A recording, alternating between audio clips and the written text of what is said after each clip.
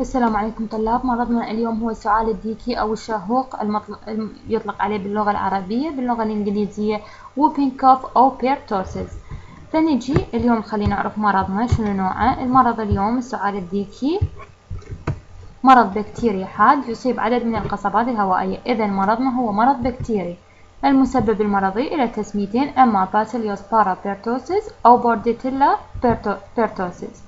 فترة الحضانة للمرض مالتنا اليوم من 6 إلى 20 يوم. نجي للأعراض. المرحلة طبعا الأعراض بالنسبة لهذا المرض راح تكون على 3 مراحل تقريبا. فنبدي المرحلة الأولى.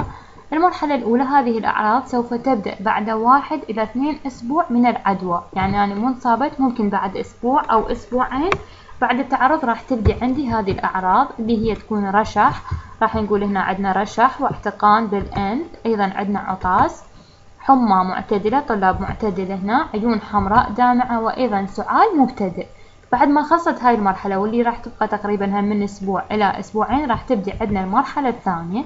المرحلة الثانية يقول هنا تزداد حدة السعال وتظهر على شكل نوبات مفاجئة تزداد في الليل. طبعا قلنا بعد أسبوع أو أسبوعين من المرحلة الأولى تزداد العلامات والأعراض سوءا، حيث يتراكم الرشح أو نقول احنا بالنسبة لنا نقول المخاط السميك داخل المجاري الهوائية متسببا في سعال لا يمكن السيطرة عليها. طبعا بما أنه راح يصير عندنا نوبات سعال جدا يعني ما أقدر أسيطر عليها وجدا قوية، فيمكن لنوبات السعال الشديدة والمستمرة لفترة طويلة أن تثير القيء، يعني ممكن تسبب القيء، تؤدي إلى احمرار أو إزرقاق الوجه، يليها شهقة طويلة تشبه صيحة الديك، ومن هنا جاءت تسمية المرض. طبعا بنهاية النوبة الطفل أو المصاب راح يكون بحالة من الإعياء والإرهاق الشديد، وهذه المرحلة الثانية راح تستمر من 4 إلى 6 أسابيع. نجي للمرحلة الثالثة اللي هي تقل حدة نوبات السعال تدريجيا، راح تبدأ تقل وطبعا تنتهي خلال شهر، يعني المرحلة الثالثة ممكن تكون شهر إذا لم تحدث أي مضاعفات أخرى للمرض. مع ذلك لا يعاني العديد من الأشخاص الشهقة المميزة. يعد السعال الجاف المستمر في بعض الأحيان العلامة الوحيدة التي تشير إلى معاناة مراهق أو بالغ السعال الديكي، يعني بعض الأشخاص ممكن هاي الشهقة ما تكون موجودة عندهم ولكن يبقى السعال الجاف المستمر هو العلامة الوحيدة، يعني أكيد بعد التأكد من الفحوصات. فترة انتقال العدوى. المرض شديد العدوى في المرحلة الأولية 7 أيام بعد التعرض، يعني ممكن يكون بالفترة الأعراض الأولى، يعني حسب فترة الأعراض شو وقت تبدأ عندي، ولكن هو يكون في المرحلة الأولية ولمدة 3 أسابيع بعد ابتداء النوبات المتميزة، يعني ممكن يكون قبل ظهور الأعراض أو بعد 3 أسابيع بعد ابتداء النوبات المتميزة من السعال، يعني يكون بالمرحلة الثانية. نجي مضاعفات المرض. وتكمن خطورة المرض في مضاعفاته. طبعا هو عدة مضاعفات بس احنا ما ذكرناها كلها لأن هي كلش هواية. فمن يعني من الأشياء من المضاعفات اللي راح ناخذها اليوم سوء التغذية، الالتهابات الرئوية، التهابات الأذن الوسطى أو الشعب الهوائية، النزيف تحت الجلد أو نزيف الأنف والعينين أو نزيف المخ، وهذا كله طبعا النزيف أكيد بسبب زيادة الضغط داخل الجسم نتيجة حدة السعال. أكيد انتوا كلكم مارين مثلا فترة سعال كلش قوية وتشوفون شنو الضغط اللي راح يصير نتيجة السعال بصورة مستمرة. فنجي احنا هنا طرق نقل المرض أكيد أو طرق نقل العدوى اللي هي إفرازات الأنف والبلعوم هي أكثر شيء اللي يسبب العدوى. طبعا أكو هم أيضا ملامسة مباشرة والغير مباشرة. المباشرة بواسطة الرذاذ المتطاير أثناء الكلام والسعال، وأيضا عندنا غير مباشرة بملامسة الأدوات الملوثة بإفرازات المريض. نجي هنا عندنا نجي للقاح السعال الديكي. طبعا لقاح السعال الديكي هو مرض مميت سابقا كان، خصوصا بالنسبة للأطفال اللي بعدهم صغار، يعني كانت أكثر نسبة الوفيات تكون موجودة به. فقبل اكتشاف لقاح المرض كان السعال الديكي يعتبر من أمراض مرحلة الطفولة، أما الآن فإن السعال الديكي يصيب بشكل أساسي الأطفال الأصغر من أن يكونوا قد أكملوا دورة التطعيمات. طبعا احنا راح نعرف هسه شو وقت تبدي فترة تطعيمات السعال الديكي. فقبل أول لقاح راح ياخذه الطفل هو يكون بهاي الفترة معرض للسعال الديكي.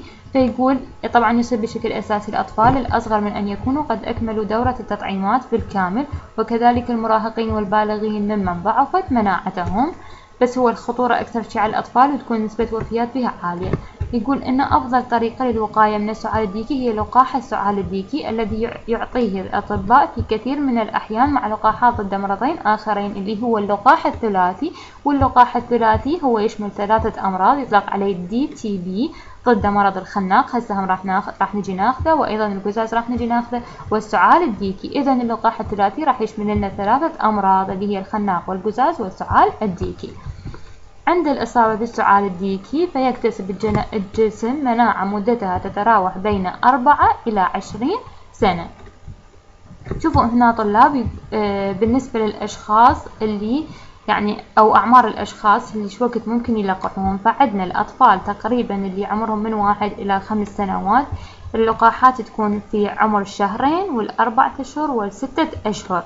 فأيضا الأطفال اللي يكون عمرهم أقل من 2 يكونون معرضين للإصابة، وهذا الشيء خطر بالنسبة لهم. أيضا عندنا يعني بال 15 إلى 18 هم أيضا عندهم لقاح، وعندهم لقاح يعني عندهم كم لقاح؟ هنا عندنا 1 2 3، وهنا عندنا هماتين لقاح، وهنا هم عندنا لقاح، يعني بالفترة بين 15 إلى 18 شهر، والفترة أيضا 4 إلى 6 سنين عندنا لقاح. أما بالنسبة للي يعني هنا نقول عندهم بعدهم يعني مثلا صغيرونين، بال11 إلى 12 الفترة بين 11 إلى 12 سنة أنا ألقحهم به. بالنسبة للمرأة الحامل تقريبا اللقاح راح يكون بالأسبوع 27 أو 36 من الحمل، يعني بكل حمل هي راح تلقح هذا اللقاح.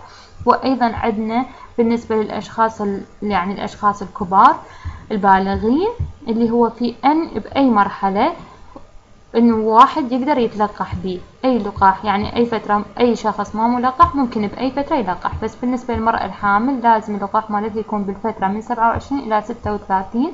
طبعا المرأة الحامل هي 40 أسبوع، ففترة اللقاح مالتها يكون من يعني هاي الفترة من 27 إلى 36 أسبوع. بالنسبة للأطفال اللي نقول يعني فوق ال5 سنين تقريبا لقاحهم يكون من 12 إلى من 11 إلى 12 سنة. وبالنسبة للأطفال عندهم عدة جرعات.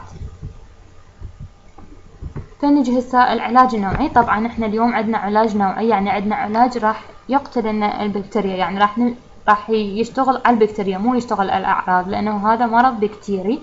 فعندنا العلاج النوعي اللي هو أريثرومايسين والكلوروفينيكول، هذين اللي يستخدموهن أكثر شيء.